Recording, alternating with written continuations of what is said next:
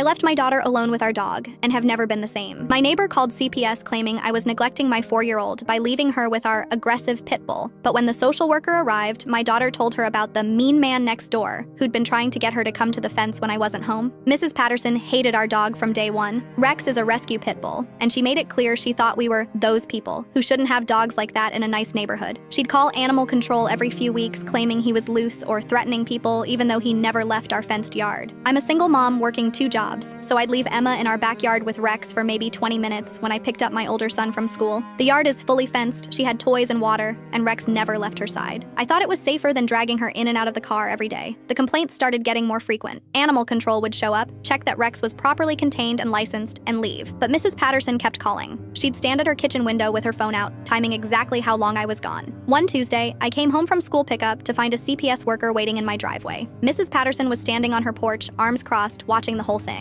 "Ma'am, we received a report that you're leaving your young daughter unsupervised with an aggressive dog for extended periods," the social worker said. My stomach dropped. I'd heard horror stories about CPS removing kids for less. "I was gone for 15 minutes, I said, pulling out my phone to show the timestamp on my son's school pickup text. "She's in our fenced yard with our family dog. The neighbor says this has been going on for months, and that the dog has shown aggressive behavior." That's when Emma ran over from her sandbox, still holding her plastic shovel. "Mommy, are you in trouble because of the mean man?" The social worker knelt down. "What mean man, sweetie?" Emma pointed at Mrs. Patterson's house. "The man who lives there. He comes to our fence when you leave and asks me to come closer. But Rex always stands between us and growls until he goes away." I felt sick. "Emma, what man?" "Mrs. Patterson lives alone. The bigger one. He says he has toys for me, but only if I come to the fence when Rex isn't looking. But Rex is always looking." The social worker's expression changed completely. "How often does this happen, Emma?" "Lots of times. Rex doesn't like him. Rex gets really mad and shows his teeth." Mrs. Patterson had gone white and disappeared back into her house. The social worker called the police. When they arrived, Emma told them the same story. The man would appear at the fence during my school runs, try to coax her closer, and Rex would position himself between them, hackles raised, until the man left. They knocked on Mrs. Patterson's door. She answered with her adult son, David, who still lived with her. David was probably mid-30s, unemployed, and I'd seen him around but never really paid attention. The police asked to speak with him privately. Within an hour, they were back asking if Emma could identify the person who'd been approaching her. She pointed at David immediately. "That's the mean man. Rex doesn't let him near me." They arrested David that afternoon. Turns out he had a record for inappropriate contact with minors from another state. Mrs. Patterson knew about his history, but never said anything when she saw him in our yard talking to Emma. The charges were attempted child endangerment and violation of his parole terms. He'd been living with his mother illegally without registering his address with probation. The CPS case was dropped immediately. The social worker actually apologized and said Rex should get a medal for protecting Emma. Mrs. Patterson moved out 2 months later. Before she left, she had the nerve to tell me this was all a misunderstanding and that David was just being friendly. Now, I don't trust anyone who's a little too concerned about other people's parenting.